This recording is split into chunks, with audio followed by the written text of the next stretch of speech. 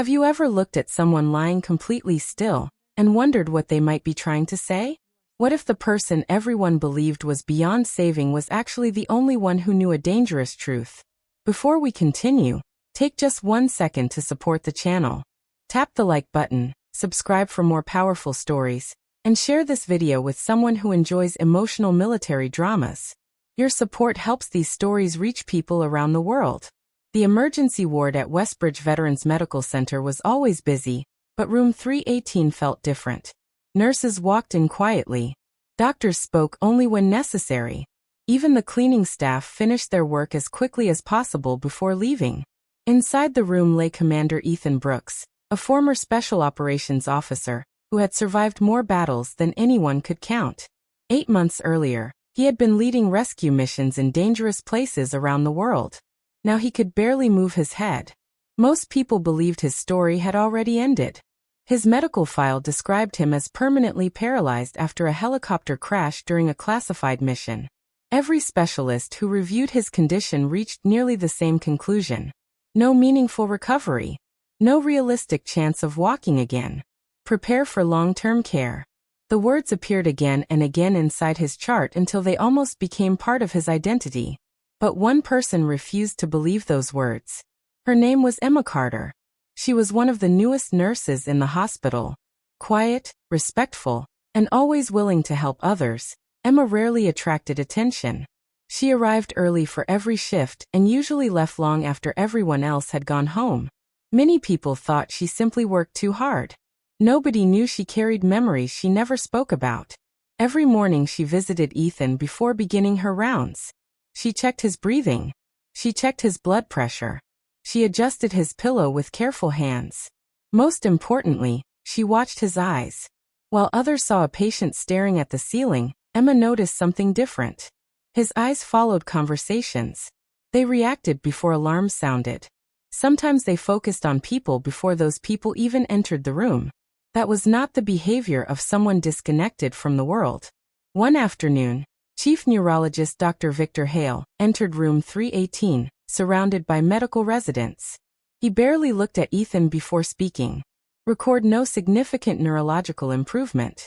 One resident typed into a tablet. Continue passive therapy. Another note appeared. Recommend transfer to long-term rehabilitation. Emma stood quietly beside the medication cart.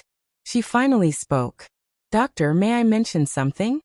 Without looking at her, Dr. Hale answered. Make it quick. I've noticed his heart rate changes whenever his neck is positioned a certain way. The doctor sighed. That happens with severe spinal injuries. I understand, Emma replied calmly. But the pattern is very consistent. Dr. Hale finally turned toward her. What exactly are you suggesting? I think there may be something we're missing. Several residents exchanged nervous glances. Nobody questioned Dr. Hale during rounds. Nobody. He folded his arms. You've worked here less than a year. Yes. And you're questioning specialists who've spent decades studying spinal injuries? I'm questioning the diagnosis, not the specialists. Silence filled the room. One young resident looked down at his shoes. Another slowly stopped typing. Ethan's eyes moved toward Emma. She noticed. So did nobody else. Dr. Hale smiled, though there was little kindness in it. This hospital runs on evidence. I agree. Not feelings. I agree with that too. Then stop creating false hope. Emma lowered her voice. I'm simply asking for another look. The doctor turned away. No additional imaging. He began walking toward the door. At that exact moment, the heart monitor suddenly changed. Beep, beep, beep. The rhythm slowed. Emma looked at Ethan's neck.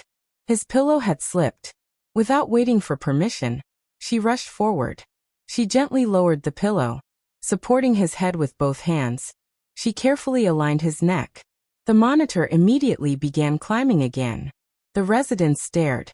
One whispered. Did anyone else see that? Doktor Hale Fronet. Coincidence. Emma said nothing. She simply continued supporting Ethan's neck. His breathing became steadier. His skin slowly regained color. The young resident spoke carefully. Doctor. Should we perhaps order another scan? No. Emma finally looked directly at Dr. Hale. With respect, if we're wrong, every hour matters. His expression hardened. You are dangerously close to insubordination. She answered softly. If speaking for my patient is insubordination, then I'll accept that. Nobody moved. Nobody spoke. Ethan suddenly blinked once. Then twice. Then once again. Emma leaned closer. The pattern repeated. Not random. Intentional. She whispered very quietly.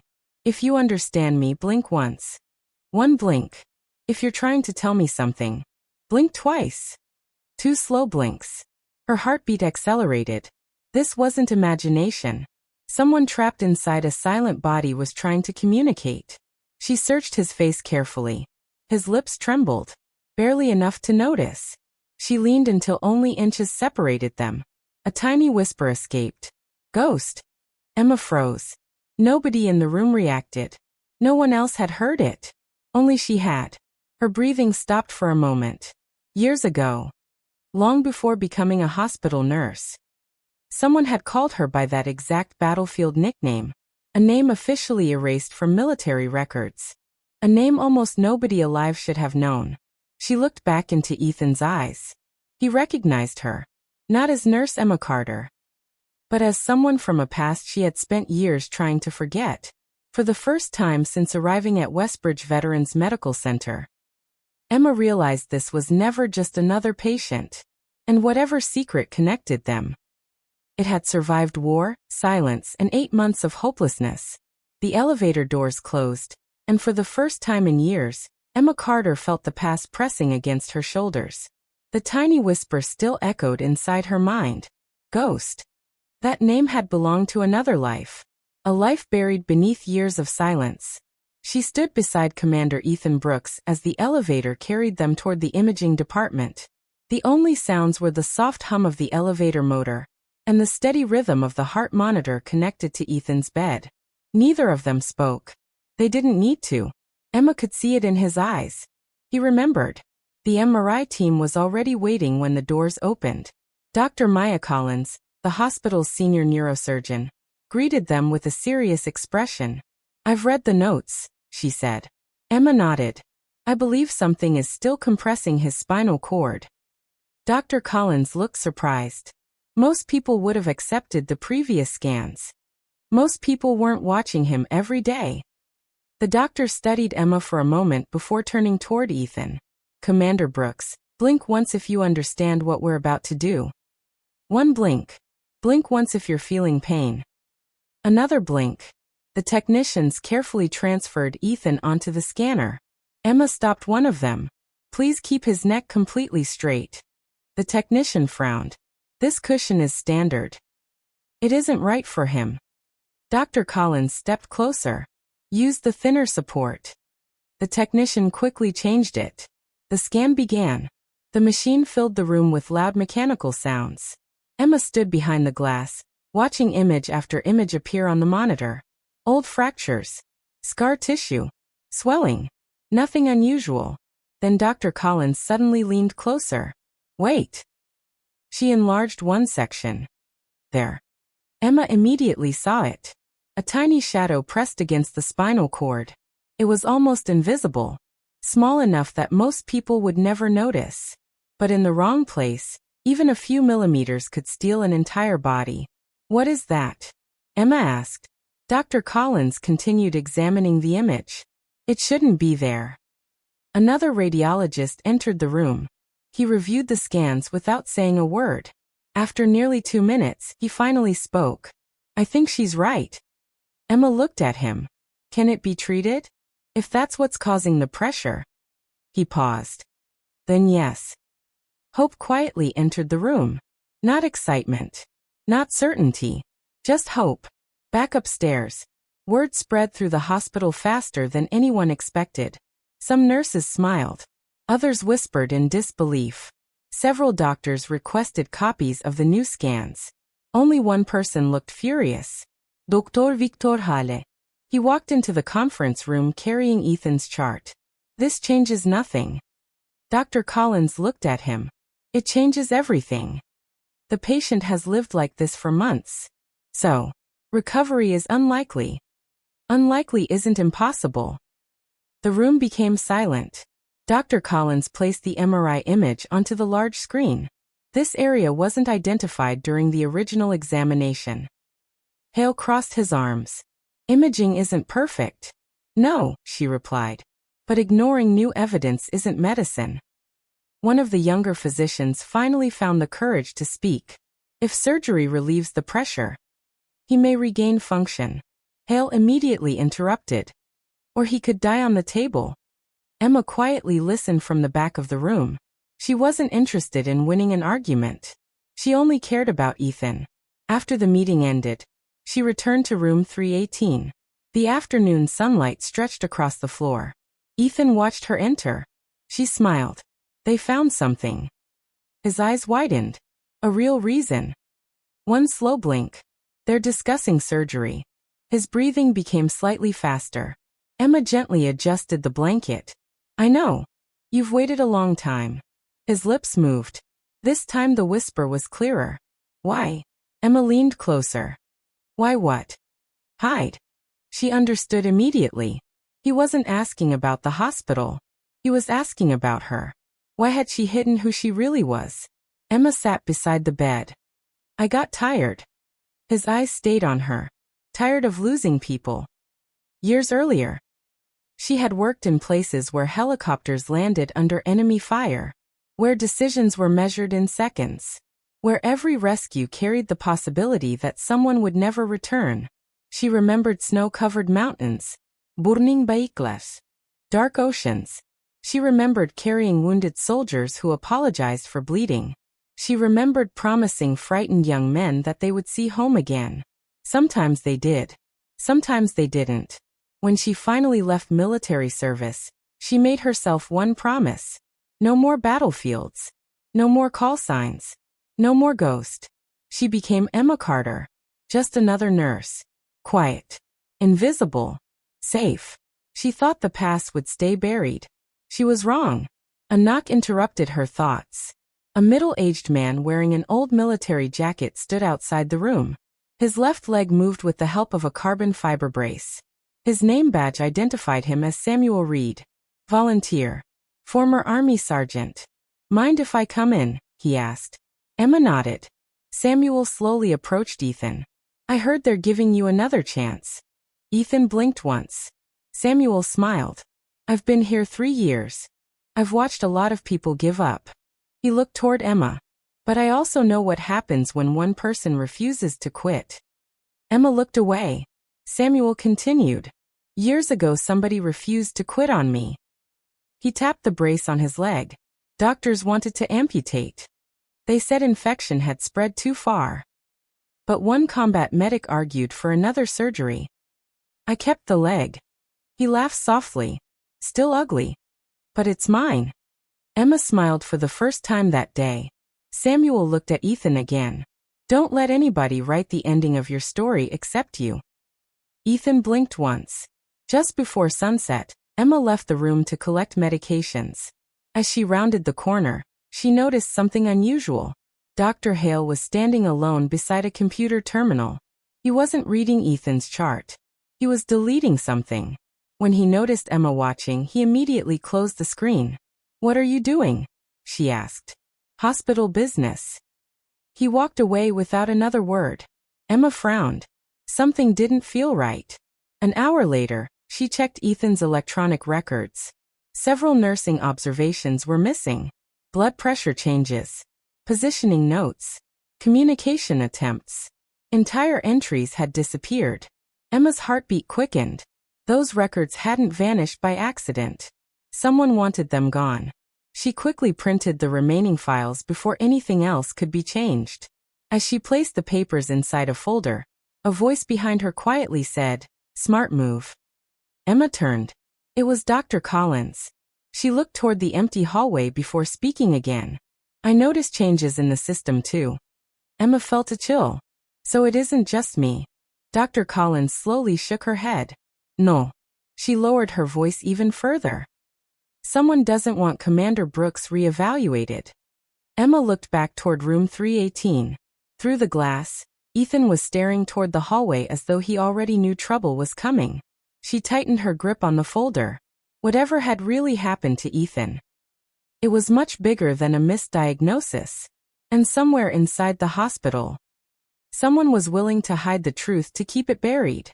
Emma took one last look at the missing records. Then she whispered to herself, this wasn't an accident. Somewhere in the building, the real battle had only just begun. The printed medical records felt heavier than paper. Emma carried them into the empty staff lounge and carefully spread every page across the table. At first glance, everything looked normal. Blood pressure readings, medication schedules, routine nursing notes. Then she noticed something. 3 of her reports were missing. Not deleted from every page. Only the ones describing Ethan's unusual reactions. Every note mentioning his eye movements had disappeared. Every report describing changes when his neck was repositioned had vanished. Someone had not erased random information. Someone had erased evidence. Emma slowly sat down.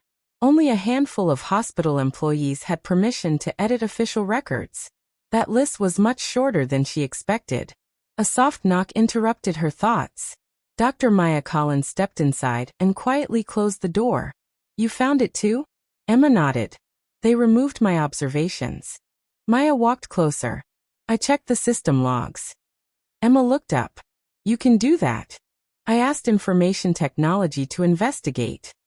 And they refused. Emma frowned. Why? They said administration ordered them not to release access records. Neither woman spoke for several seconds. That answer created more questions than it solved. Emma looked toward the window. This isn't about protecting patient privacy. No. It's about protecting someone.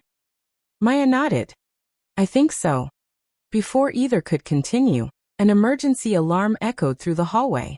Both women rushed out. The alarm came from room 318. Emma reached the door first. 2 nurses were already inside. Ethan's breathing had become rapid. His blood pressure had suddenly dropped. The monitor showed numbers that made Emma's heart race. What happened? One nurse answered. He was stable 5 minutes ago. Emma looked around the room. Nothing appeared unusual. Then she noticed something lying on the floor. A small medication cap. She picked it up. It didn't belong to anything currently prescribed for Ethan. Her eyes narrowed. Who came into this room? The nurses looked at each other. I'm not sure. I thought Dr. Hale stopped by. Emma immediately checked Ethan's foreline. Everything looked connected correctly. She followed the tubing with her fingers. Halfway down, she froze. A fresh injection port showed tiny drops of liquid. Someone had recently administered something. What medication was given? The nurses checked the chart. Nothing. Emma looked back at the 4. Then why is this wet? Silence. Dr. Collins entered the room. Emma handed her the medication cap. I don't recognize it. Maya examined the label. Her face slowly changed. This isn't one of ours. What is it? It's from another department. Which one? She hesitated. Research. Emma felt cold. Research. Why would research medication be inside Ethan's room? Before they could investigate further, Ethan opened his eyes. He looked directly at Emma, then toward the 4, then back at her. His breathing became faster. Emma leaned close. Did someone give you medicine? One blink. Did it happen after I left? One blink. Her stomach tightened. She looked toward Dr. Collins. He knows. Maya nodded slowly. He remembers. Emma gently squeezed Ethan's shoulder. I promise. I'm going to find out who did this. For the first time, a faint movement appeared beneath the blanket. His right index finger moved. Only a fraction of an inch. But it moved. Emma stared. So the pressure really is coming off. Maya smiled. The surgery may actually work. Hope filled the room. But it lasted only seconds. A security officer suddenly appeared at the doorway. Nurse Carter. Yes. The hospital director wants to see you immediately. Emma exchanged a quick glance with Maya. I'll be back. As she followed the officer through the long hallway, She noticed staff whispering. Some smiled at her. Others looked worried. The director's office sat on the top floor. Inside waited hospital director Richard Lawson, a calm man in his early 60s. He motioned toward a chair. "Please sit." Emma remained standing. "I'd rather hear why I'm here." Lawson folded his hands. "You're causing concern. By taking care of my patient? By questioning senior physicians?" Emma remained calm. "I question missing evidence." Lawson sighed. "Dr. Hale believes you're becoming emotionally involved." Emma almost laughed. If caring about a patient is emotional involvement, then every nurse in this hospital is guilty. Lawson studied her carefully. "You have an unusual military background." Emma's expression changed. "My file doesn't include that." "No, it doesn't. So how do you know?" Lawson leaned back. "I made a phone call." Emma understood. Someone had started asking questions about her. "You served under another name." She said nothing. Lawson continued. "I also know you've received awards most people never hear about." Emma still remained silent. "I'm not interested in your past." "Then what are you interested in?" "The future." He leaned forward. "If you continue pushing this investigation, people outside this hospital may become involved." Emma narrowed her eyes. "What people?" Lawson paused. "I don't know. But Dr. Hale has received several calls from individuals who never identified themselves." "When?" "This week." "What did they want?" "They only asked one question." Emma waited. "Has Commander Brooks shown any neurological improvement?" The room suddenly felt much smaller. Those callers weren't asking about Ethan's health. They were asking whether he was recovering. Someone outside the hospital was watching. Emma slowly stood. "If anyone is interfering with his treatment, I'm not stopping." Lawson sighed. "I expected you'd say that." As Emma reached the door, he spoke again. "Be careful." She looked back. Some secrets survive wars because powerful people want them buried. Emma walked out without answering. Late that evening, she returned to Ethan's room. The lights were dim. Rain tapped softly against the windows. Most patients were asleep. Ethan wasn't. His eyes followed her the moment she entered. She smiled. "I've had a long day." His finger moved again. A little farther this time. She placed a small notebook beside him. "If you keep improving, you won't need blinking forever." A tiny smile appeared on his face. The first real smile she had seen. Before either of them could enjoy the moment, every light inside the room suddenly went out. Darkness covered the ward. Emergency backup lights flickered on. The heart monitor switched to battery power. Voices echoed down the hallway. What happened? Power failure. Nurses to ICU. Emma immediately checked Ethan's equipment. Everything remained working. But something felt wrong. Very wrong. She looked into the hallway. A shadow moved past the doorway. Not a nurse. Not security. Someone wearing dark clothes and a hospital mask. The figure stopped outside room 318. Then slowly reached for the door handle. The handle began to turn. Emma quietly stepped between the stranger and Ethan's bed. The emergency lights painted long red shadows across the hallway as Emma stood between the unknown visitor and Ethan's hospital bed. For several seconds, neither of them moved. The stranger slowly raised both hands. "I'm not here to hurt him," the man whispered. Emma didn't move. "Take off your mask." The man carefully removed it. He looked to be in his late 40s with tired eyes and a thin scar running across his chin. He reached slowly into his jacket. Emma immediately stepped forward. "Don't." He froze. "It's only my identification." She nodded once. Slowly. He pulled out a small leather badge. Emma examined it. Federal Medical Safety Bureau. Special Investigator. His name read, Michael Grant. "I've been trying to reach this hospital for 2 days, he said quietly. "They wouldn't return my calls." Emma kept watching him. "Why are you here?" "Because Commander Ethan Brooks isn't the first patient." Those words hit harder than she expected. "What do you mean?" Grant glanced toward the hallway before answering. Over the past 18 months, 5 decorated military veterans were admitted to hospitals across 3 states. Emma felt her stomach tighten. They all suffered unusual spinal complications after rescue missions. And they all disappeared from public records. Emma stared at him. Disappeared. Their files were sealed. Their families were told very little. Some were transferred. Others died under suspicious circumstances. Silence filled the room. Grant looked toward Ethan. He's the only one still alive. Emma slowly looked at Ethan. His eyes were fixed on the investigator, as if he already understood. Grant continued. I believe someone has been monitoring these patients from the beginning. Who?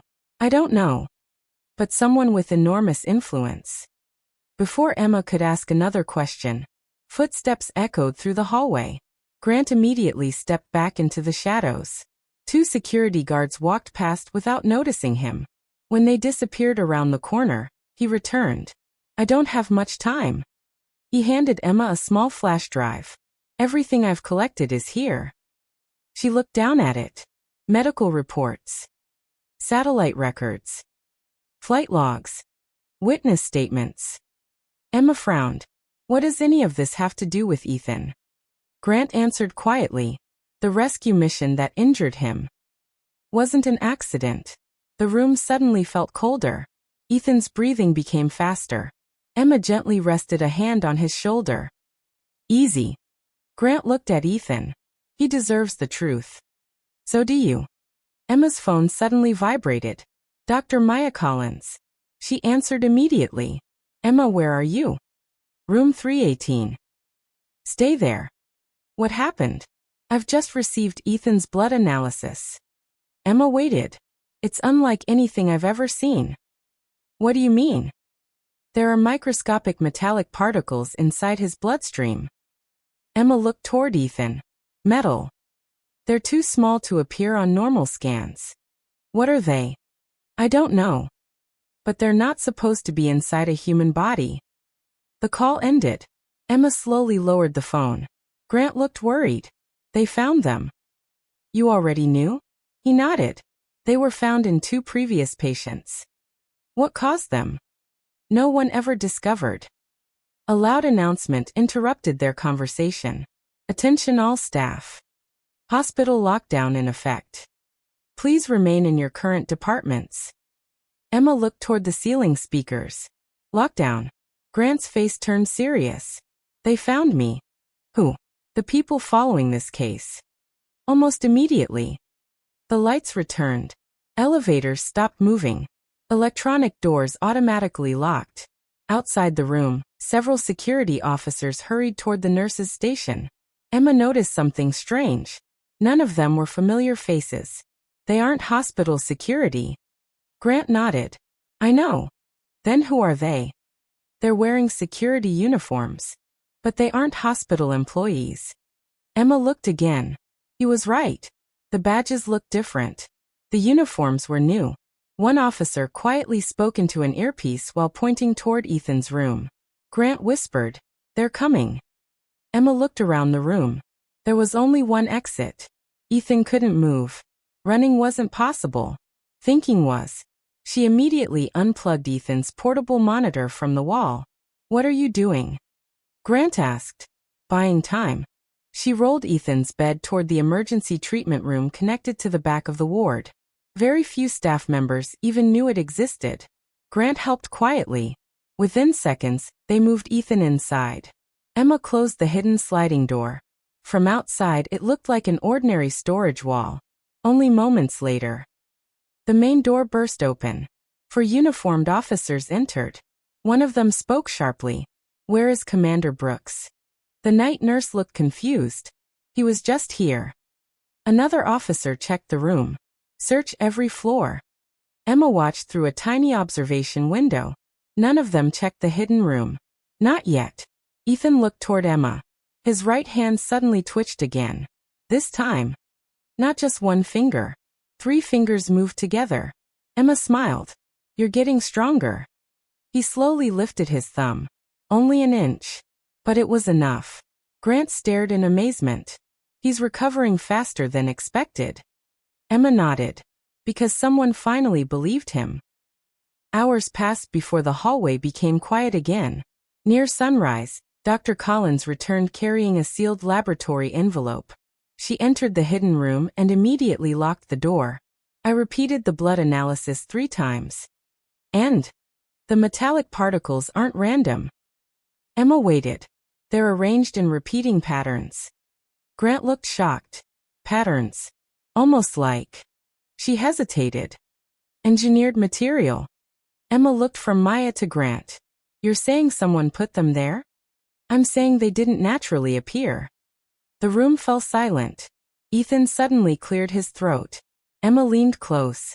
His voice was weak. Barely audible. Notebook. She quickly placed one beside him. His hand trembled violently as he held the pen.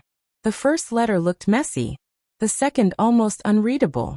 Finally, after nearly 2 exhausting minutes, he completed 3 words.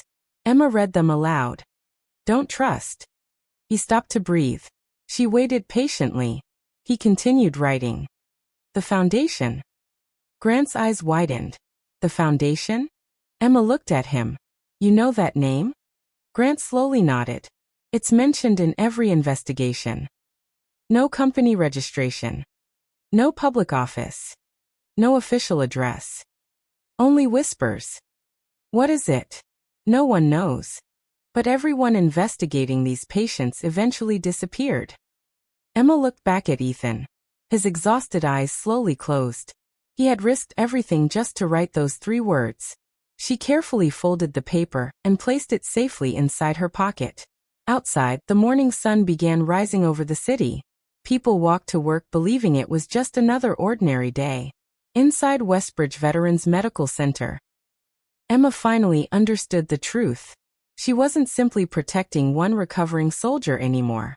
She had become the only person standing between a powerful secret and the man who had survived long enough to expose it. Emma looked through the small glass window toward the empty hallway. Someone had erased medical records. Someone had sent fake security officers. Someone wanted Ethan silenced before he could remember everything. But they had made one mistake. They underestimated a nurse who refused to stop asking questions. And that mistake was about to change everything.